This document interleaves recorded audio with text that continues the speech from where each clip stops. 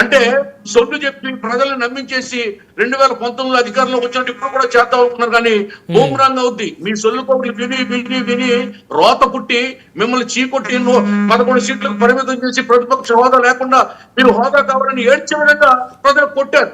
నిజం తెలుసుకోండి, ప్రజాస్వామ్య వ్యవస్థ గొప్పదనాన్ని తెలుసుకోండి.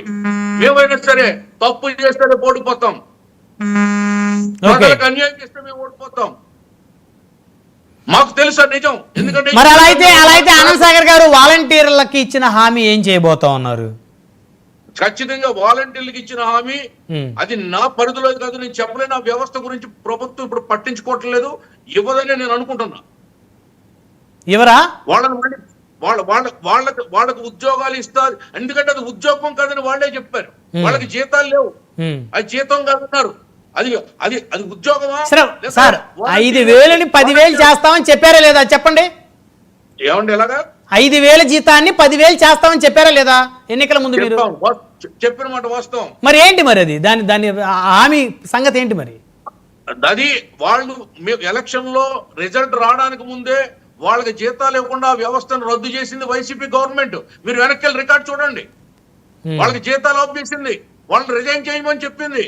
మీరు రిజైన్ చేయండి, మళ్ళీ మన గవర్నమెంట్ వస్తుందో మళ్ళీ ఇస్తామని చెప్పింది.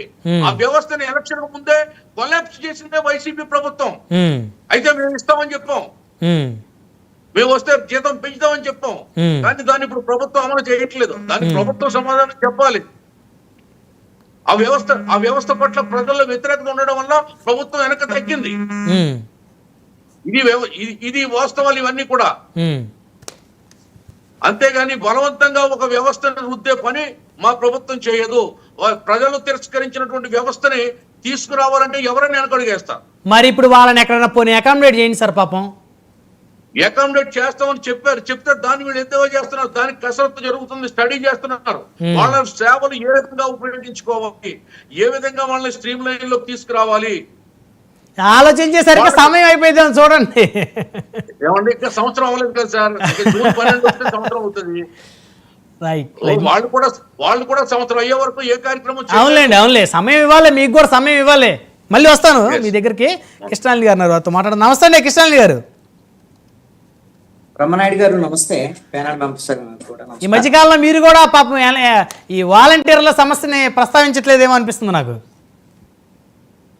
అవును, మీరు డిబేట్ పెట్టారు కాబట్టి ఇప్పుడు ప్రస్తావిస్తాం అంతే తప్ప నేనేమి సిపిఎం సిపిఐ పార్టీ లాగే ఉద్యమ నాయకుడిని కాదు.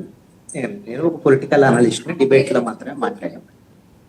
ఇక్కడ ఒక అంశము మనం ఈ రోజున మాట్లాడుకునేటువంటి అంశం ఏంటి, మీరు పెట్టినటువంటి డిబేట్ వైఎస్ఆర్ కాంగ్రెస్ పార్టీ ఓటమికి వాలంటీర్లు కారణం అనేటువంటి విషయాన్ని మాజీ మంత్రి గుడివాడ అమర్నాథ్ మాట్లాడాడు.